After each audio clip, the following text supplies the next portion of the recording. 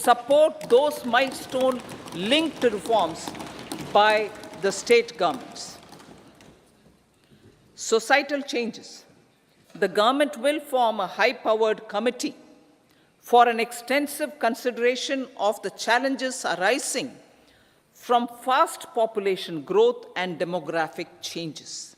The committee will be mandated to make recommendations for addressing these challenges comprehensively in relation to the goal of Vikasit Bharat. Amrit Kal as Kartavya Kal. Our government stands committed to strengthening and expanding the economy with high growth and to create conditions for people to realize their aspirations. Honorable Prime Minister, in his Independence Day address to the nation in the 75th year of our Republic, said, and I quote, "We commit ourselves to national development with new inspirations, new consciousness, new resolutions as the country opens up immense possibilities and opportunities. It is our Kartavya Kal." Unquote.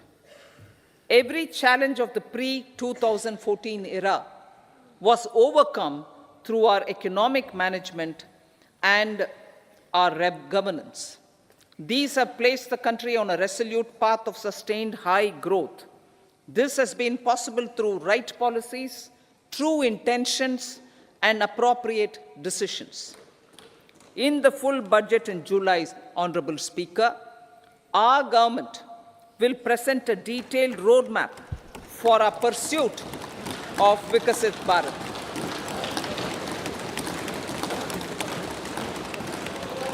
Revised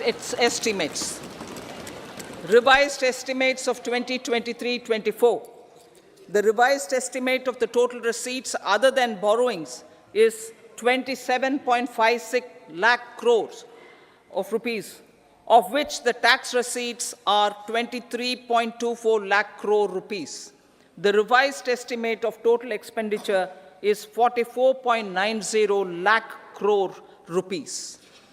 The revenue receipts at 30.3 lakh crore rupees are expected to be higher than the budget estimate, reflecting strong growth momentum and formalization in the economy. The revised estimate of the fiscal deficit is 5.8% of GDP, improving on the budget estimate, notwithstanding moderation in the nominal growth estimates. Budget estimates for 2024-25. Coming to the year 2024-25, the total receipts other than borrowings and total expenditure are estimated at 30.80 and 47.66 lakh crore rupees respectively. The tax receipts are estimated at 26.02 lakh crore rupees. The scheme of 50-year interest-free loan for capital expenditure to states will be continued this year with an outlay of 1.3 lakh crore rupees. We continue on the path of fiscal consolidation, as announced in my budget speech of 2021-22, to reduce fiscal deficit below 4.5% by 25-26. The fiscal deficit in 2024-25 is estimated to be 5.1% of GDP, adhering to that path.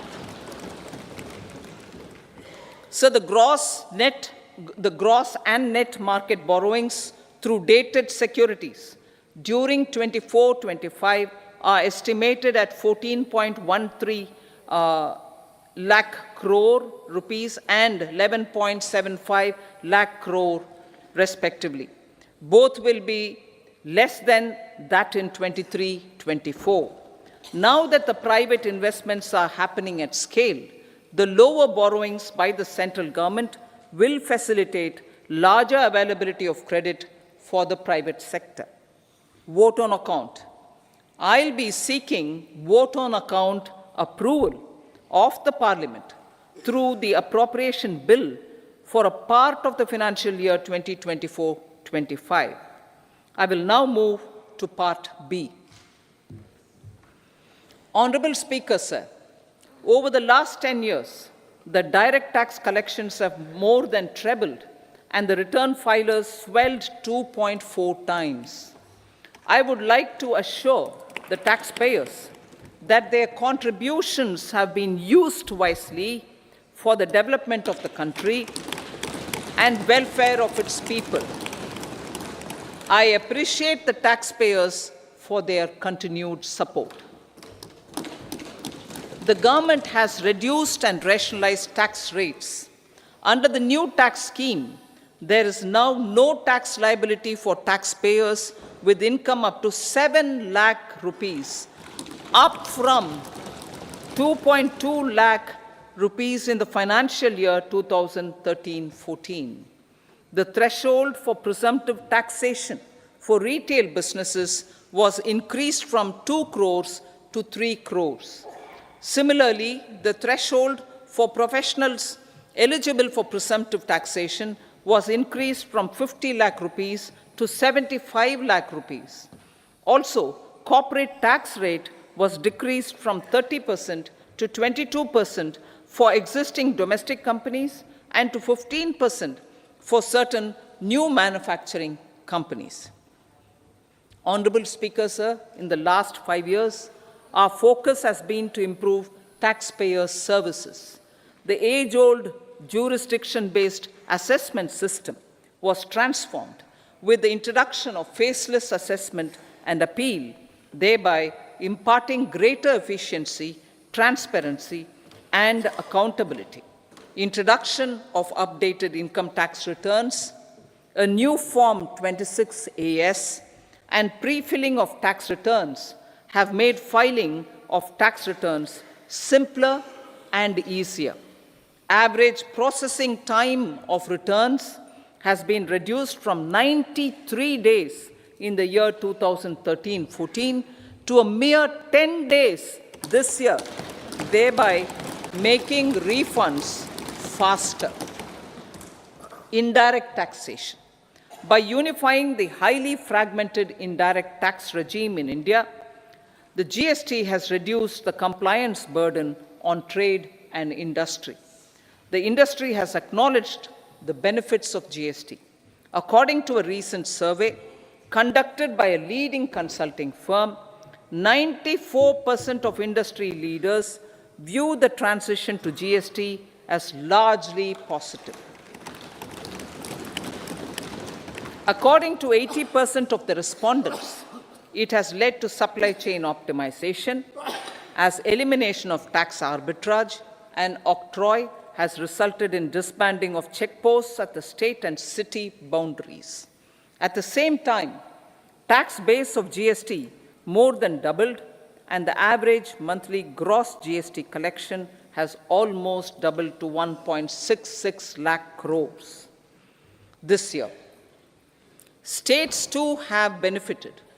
States' SGST revenue, including compensation released to states in the post-GST period of 2017-18 to 2022-23, has achieved a buoyancy of 1.22. In contrast, the tax buoyancy of state revenues from subsumed taxes in the pre-GST 4-year period of 2012-13 to 2015-16 was a mere 0.72. The biggest beneficiaries are consumers, as reduction in logistic cost and taxes have brought down prices of most goods and services. We have taken a number of steps in customs to facilitate international trade. As a result, the import release time declined by 47% to 71 hours at inland container depots, by 28% to 44 hours at air cargo complexes, and by 27% to 85 hours at seaports over the last 4 years since 2019, when the national time release studies were first started. Tax proposals. As for tax proposals, in keeping with the convention, I do not propose to make any changes relating to taxation and propose to retain the same tax rates for direct and indirect taxes, including import duties. However, certain tax benefits to startups and investments made by sovereign wealth or pension funds, as also tax exemption on certain income of some IFSC units, are expiring on 31/3/2024. To provide continuity in taxation, I propose to extend the date to 31/3/2025. Moreover, in line with our government's vision to improve ease of living and ease of doing business, I wish to make an announcement to improve taxpayers' services. There are a large number of petty, non-verified, non-reconciled, or disputed direct tax demands, many of them dating as far back as 1962, which continue to remain on the books, causing anxiety to honest taxpayers and hindering refunds of subsequent years. Honorable Speaker, sir, I propose to withdraw such outstanding direct tax demands up to 25,000 rupees pertaining to the period up to financial year 2009-10 and up to 10,000 rupees for financial years 2010-11 to 2014-15. This is expected to benefit about 1 crore taxpayers. 1 crore taxpayers would benefit out of this. Economy then and now. In 2014, when our government assumed the reins, the responsibility to mend the economy step by step and to put the governance systems in order was enormous. The need of the hour was to give hope to the people, to attract investments, and to build support for the much-needed reforms. The government did that successfully, following a strong belief of nation first. The crisis of those years has been overcome, and the economy has been put firmly on a high, sustainable growth path with all-round development. It is now appropriate to look at where we were then. I repeat, it is now appropriate to look at where we were then till 2014 and where we are now, only for the purpose of drawing lessons from the mismanagement of those years. The government will lay a white paper on table of the House.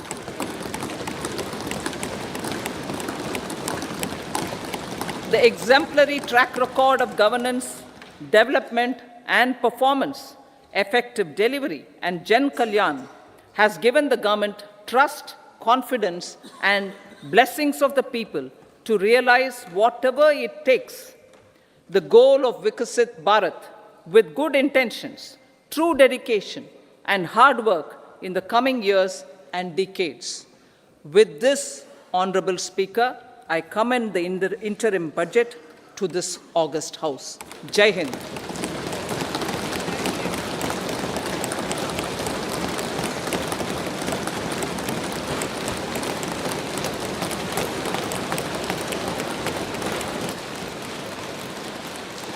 Item number 2, Srimati Nirmala Sitharaman ji.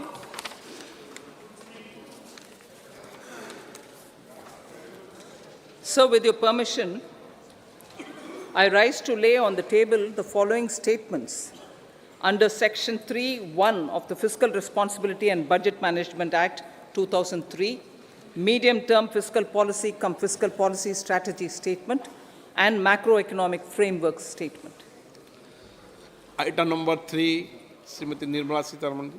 Sir, with your permission, I rise to move for leave to introduce the Finance Bill 2024. प्रश्न ये है कि विधेयक को पुनर्स्थापित करने की अनुमति प्रदान की जाए। जो सदस्य इसके पक्ष में हाँ कहें, जो सदस्य विरोध में ना कहें, मेरे विचार में निर्णय हाँ वालों के पक्ष हुआ। हाँ वालों के पक्ष हुआ।